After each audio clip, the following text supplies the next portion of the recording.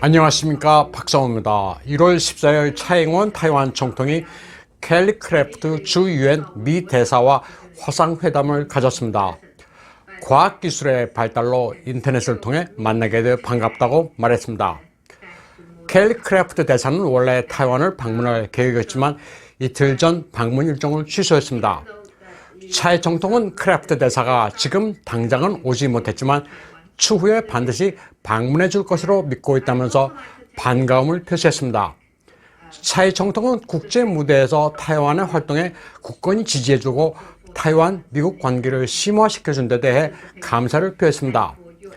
차이 총통은 주 타이완 미 대표부가 GCTF 글로벌 코퍼레이션 앤 트레이닝 프레임워크에 타이완과 공동으로 협력해준 데 감사한다고 말했습니다. GCTF는 우한 폐렴과 관련된 잘못된 정보를 연구하고 고치는 협력 사업입니다. 그리고 주 뉴욕 타이완 대사 리광장과 만나준 데 대해서도 감사를 표명했습니다. 또 크래프트 켈리 대사의 트위터 배경사진으로 타이완의 상징인 블랙베어를 선택해준 세심한 배려도 언급했습니다. 미국의 유엔 대사가 타이완의 상징물을 홍보해 줌으로써 타이완에 대한 국제사회의 이해를 증진했으며 궁극적으로는 타이완의 유엔 가입 노력에도 힘을 보태주고 있다고 말했습니다. 차잉원 총통과 켈리 크래프트 대사의 영상 대화는 트럼프 행정부의 원 차이나 정책 폐기가 2기 행정부에서도 흔들림 없이 계속된다는 강력한 신호입니다. 폼페오 미 국무장관의 트위터 포스팅은 트럼프 대통령의 승리를 확신하고 있습니다. 그는 1월 13일 포스팅에서 일주일 뒤면 국무장관직에서 스텝 어사이드 할 거라고 말했습니다. 스텝 다운, 물러난다는 표현이 아니라 옆으로 이동한다는 스텝 어사이드라는 표현을 사용하는 데 주목해야 합니다. 국무장관 임기가 다 돼 물러나기도 하지만 다른 자리로 간다는 뉘앙스를 가지고 있습니다. 기존의 국무장관 계정은 그대로 남아있을 거라면서 직책이 어떤 게 됐든 마이크 폼페오를 팔로우 해달라고 했습니다. 트럼프 대통령이 바이든에게 정권을 넘기는 상황이 전혀 아닙니다. 전체주의 정권과 굳건히 싸울 의지도 밝혔습니다. 중공과 이란에 화력을 집중하고 있습니다.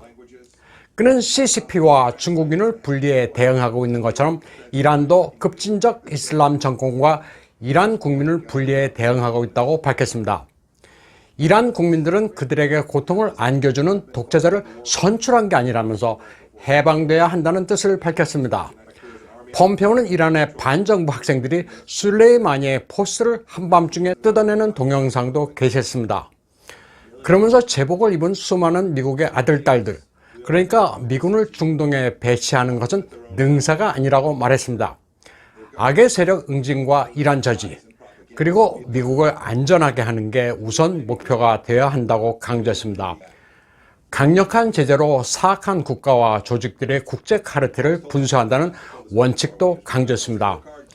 특히 이란의 원유 수출을 강력하게 봉쇄하고 있습니다. 2020년 8월의 경우 미국은 이란에서 베네수엘라로 향하는 4천억 달러 이상의 원유를 압수했습니다.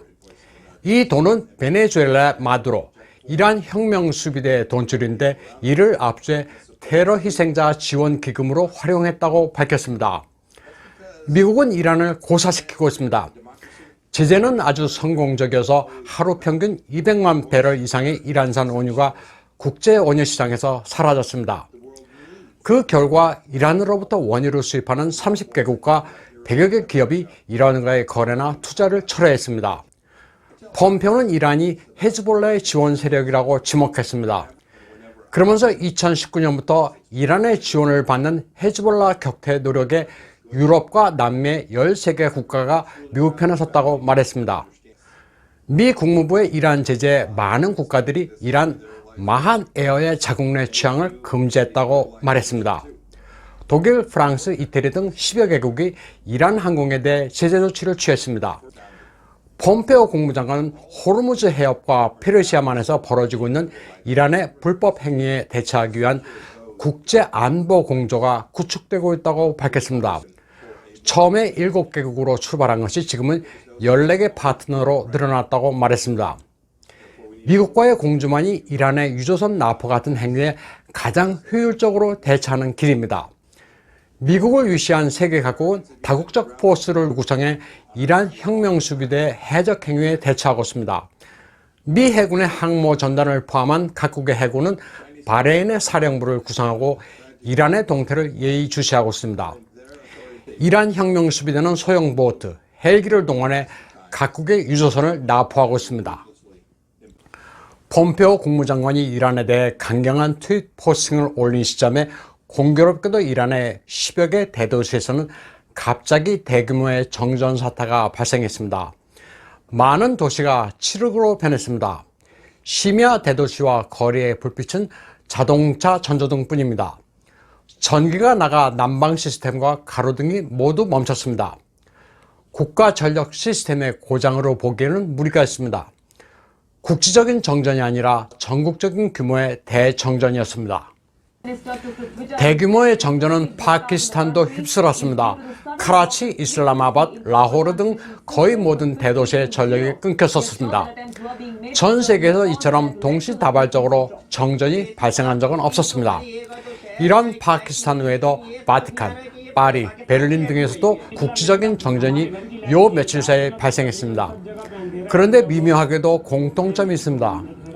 노골적인 반미 국가 내지 미국 대선에 개입했다는 의심을 받고 있는 나라들입니다. 중공에서는 12월부터 전력 공급에 엄청난 차질이 빚어지고 있습니다. 광동성과 후난, 저장성 등 광범위한 지역에서 예고도 없는 정전 사태가 발생했습니다. 정전도 정전이고 에너지 절약을 위해 섭씨 3도 이하로 내려가지 않으면 난방을 가동하지 말라는 통지도 내려졌습니다. 식당에서는 손님이 나가면 바로 조명을 꺼야 한다는 통지도 있었습니다. 많은 공장들도 멈췄습니다. 영하 40도에 육박하는 동장군이 엄습한 가운데 중국인들은 추위와 싸우고 있습니다. 호주와 분쟁을 겪으면서 석탄 수입을 금지해 자기 발등을 찍었다고도 이야기하지만 직접적인 원인으로 보기에는 힘든 측면도 있습니다. 중공의 정전 사태와 관련해서는 여러 설이 돌고 있습니다. 석탄으로 가동되는 화력 발전이 부족할 경우 원전이 있는데 도대체 예고 없는 정전의 원인이 무엇인가? 혹은 EMP탄을 사용하는 전쟁에 대비한 훈련 차원 아니냐 등등의 여러 루머가 나돌았습니다. 중공에서 발생한 예고 없는 정전 역시 풀리지 않는 미스테리입니다. 한편 게이트웨이 파운데이션 JFK와 낸시 펠로시 가족 간에 벌어진 숨겨진 사연을 보도했습니다. 게이트웨이 파운데이션 1월 6일 FBI가 기밀 해제한 자료를 인용했습니다. 1961년에 JFK가 FBI의 지시에 펠로시에 붙인 토마스 드 알레산드로 주니어의 조직 범죄를 조사했다는 내용입니다. 주류 매체와 민주당이 사기로 점철된 선거를 인증하고 트럼프 대통령에게 폭력 사주의 낙인을 찍는 사이 과거 기밀 파일이 무더기로 공개되고 있습니다. 보도에 따르면 1961년 당시 에드가 후보는 펠로시 붙인 토마스 드 알레산드로를 감싸고 돌았지만 JFK가 내사할 것을 지시했습니다. 혐의는 토마스 드 알레산드로가 볼티모어의 폭력배들과 관계를 맺고 그들을 보호해주기 위해 정치 헌금을 받아왔다는 내용입니다. FBI의 기밀 해제 내용에는 펠로시의 오빠 프랭클린이 친구들과 한 소녀를 윤관해 모두 감옥에 갔지만 프랭클린만 아버지의 영향력으로 처벌을 면했다는 사실도 적시되어 있었습니다. 토마스 드 알레산드로는 볼티모어 시장도 지냈지만 실제로는 폭력 조직 두목이었습니다. 펠로시가 정치인으로 성장한 배경입니다. 토마스 드 알레산드로는 미소 우호 전국위원회 국제노동자 명령의 대변인이었습니다. 사실상의 공산주의자였습니다. 토마스 드 알레산드로에 대한 FBI의 조사 결과와 증거는 JFK의 형제로 당시 법무장관 바비에게 제출된 상태였다고 전하고 있습니다.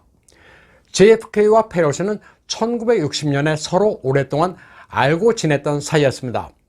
당시 케네디는 43살, 펠로시는 20살이었습니다. 트럼프 대통령을 포함한 미국의 애국 진영은 이 밖에도 우한 폐렴 관련 폭로와 소화성애라는 핵폭탄급 폭로 카드를 쥐고 있습니다. 수십 년 동안 썩어왔던 워싱턴 DC 수암프의 물을 완전히 빼 사악한 세력을 만천하에 드러나게 하는 사상 최대의 작전을 준비하고 있습니다. 지금 보이는 것은 그야말로 등산의 일각입니다. 아직 보이지 않는 부분이 90% 이상입니다. 오늘 방송은 여기까지 하겠습니다. 시청해주신 여러분 감사합니다.